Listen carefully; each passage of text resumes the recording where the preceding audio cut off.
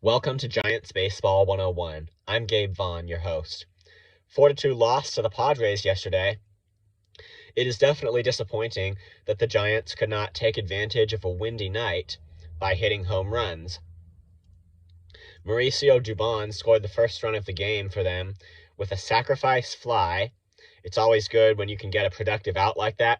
And Alex Wood, he was pretty good until we got to the fourth inning when he got into a bit of trouble.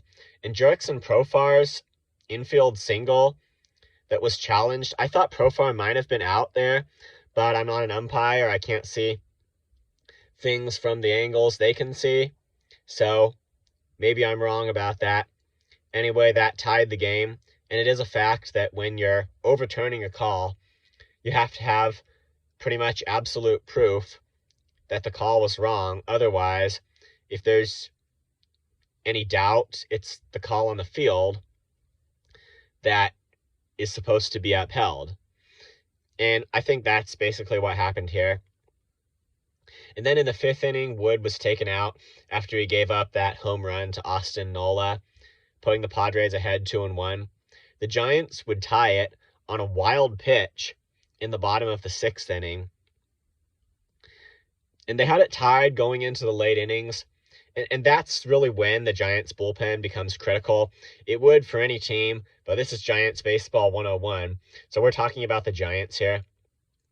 The bullpen, that's going to be one of their things. Definitely getting saves, and holding the lead. But when it's tied going into the late innings too, the bullpen has to be able to really hold the other team off for as long as is necessary to get the necessary amount of runs on board. But the seventh inning, it was really one of bad luck for Tyler Rogers. First, Hae-Sung Kim hit that ground ball that just did not get to Crawford soon enough for him to be able to make the play. I don't think that was his best grab of a ground ball or his best throw, but they didn't charge it as an error, and I don't think that it was an error myself either. He just was a little slow on it, and I think that ground ball really had a hard time coming to him quickly. I can't say whether the wind interfered, but that was a man on base. And then Trent Grisham, he bunted. He not only advanced Hae-Sung Kim, he made it to first himself. Rogers couldn't make the play in time to get him out, so that's just two right there. You got a situation where you've got two men on base, both made by soft contact, and you're already in a jam. I mean, that's just tough luck, and especially for Rogers, the type of pitcher he is. He's a submariner, so he really does get a lot of ground balls. That would be the only downside with him, that you can hit it softly and sometimes run it out.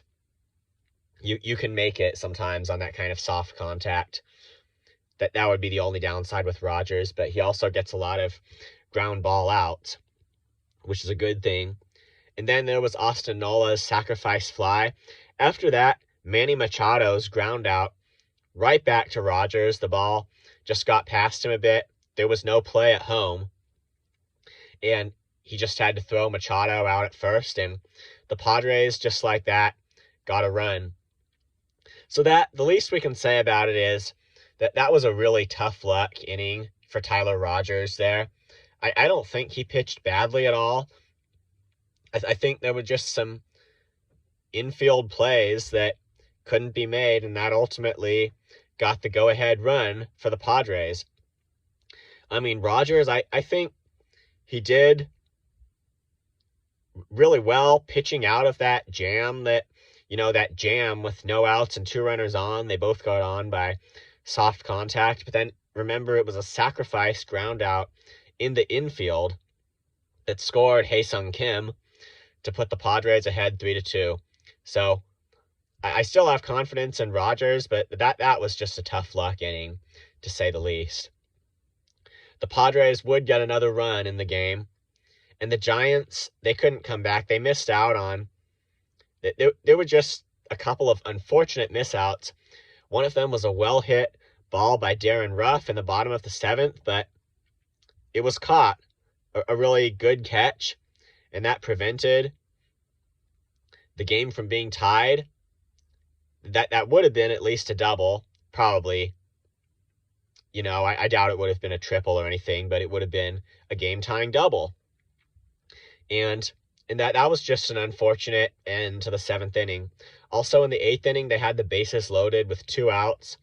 That's always the highest leverage situation possible in an inning. And then Mauricio Dubon, he struck out, unfortunately. So leaving 3 runners on when you need to score, that's just a disappointment. Then the Padres get another run in the 9th, and the Giants don't come back. So not a great day for the offense as a whole. The bats will need to kind of hit that ball. They're going to need to hit that ball hard. Brandon Belt had a good day. They just couldn't do a lot of bringing him home. He had 4 at-bats and 3 hits. It's good to see Belt's bat can still belt the ball, you know. I think the Giants will pick it up. I think it's going to be okay because they already showed they can hit this year as well as last year.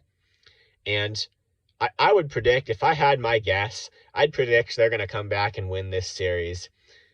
Maybe I'm wrong. I just think that's going to happen. This has been another Giants Baseball 101 production. Please join me for more. Giants Baseball 101 on YouTube. Please subscribe if you haven't. I'll see you next time.